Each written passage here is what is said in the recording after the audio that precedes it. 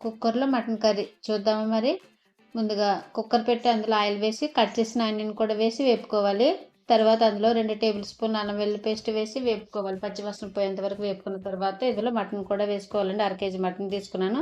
బాగా కలుపుకుని మూత పెట్టి మగ్గించుకోవాలండి. ఇప్పుడు ఇందులో పచ్చిమిర్చి, ఇందులోకి కొద్దిగా కొత్తిమీర కూడా వేసి బాగా కలుపుకొని మూత పెట్టి మగ్గించుకోవాలి. ఇలా మగ్గిన తర్వాత ఇందులో పసుపు, కారం, ఉప్పు తగినంత వేసుకోవాలండి.